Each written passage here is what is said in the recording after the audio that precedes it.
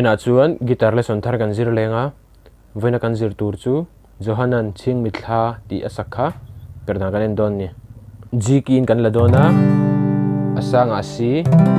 aniama di minor ri pathum kan hmanga E minor A minor B minor chuan kan strum dan tur hi down down down up kha kan hmang don ni down down down up ti kha kan zom zelang avarsa hian chord progression pathum kan nei nga masabera chuan G C G E minor second a chuan C G A minor C third a chuan G D G chuan G7 kan hmang boka avarsa first progression chu tin akalang G a voi ni C a voi ni G a voi ni E minor a voi ni kan strum dan tur kha down down down up tra khua se zun le ngai van mo zai din ka vore maria ten nom haruna chuan second alut lenga second progression a hian C G A minor C a hian down down up kha vai khat cheu kan tiang haruna lai na adam theih lo engan mana khan min shilo le khana kal don ni chuan third progression a chuan G D G G7 ti khan vai khat cheu kan tileng ta po hian nem ten tor zai karel mai tura chuan a chorus a lutang kan sala chinanga bul changin cha khua sei zun le ngai van mo zai tin ka vore maria ten nom haruna thin lai na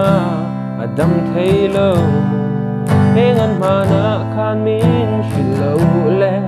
nem ten tor zai karel mai tura odu lai enti chiang ti khan chorus a lut chiang chorus a hian chord progression pathuma nei lenga masabera chuan C G C E minor second progression a G B minor C G third progression a chuan A minor D G chuan a chorus a first progression a hian C a voi ni G a voi ni C a voi ni E minor a voi ni kan ting tin a kal don ni odu lai chang bel pia thu tin kim ka hlan chakha ithil lai lung ril la khen phak lo mo chuan second progression a kan lut lenga G a voi khat B minor a voi khat C a voi khat G a voi ni tin a kal leng sen lai na wang nui hiawa ka chang ne mi belai zong te chuan third progression a hian A minor a voi khat D a voi khat G a voi ni Chhingmitthla an a cham reng si an sa chaleng o thunon hi voi khat odu lai chang bel bia thu tin kim ka hlan chakha ithil lai lung ril khen phak lo mo se lai na vong nui hiawa ka choang ne mi belai zong te Chhingmitthla cham reng si a second verse ka sa chuak lenga chu kan du tok don ni nang wanga lang rel thang ka phun zong te a thon mai mo in lo chan ti ta le tiam thu su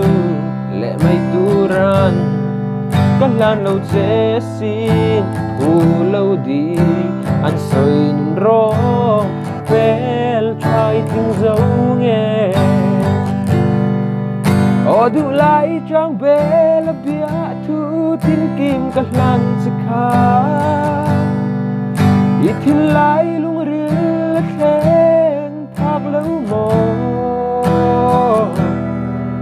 sen lại na vắng nuôi giá va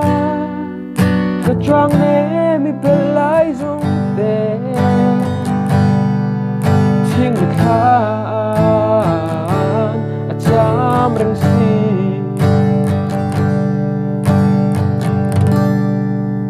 tizong kha tun tuma guitar lesson kan zir thei juni se heka video chhai tia hlawkpui nei lo nei ni chuan khongin mi lo like in mi lo subscribe ve don nia guitar lesson le peka kan ni hula cheu don nia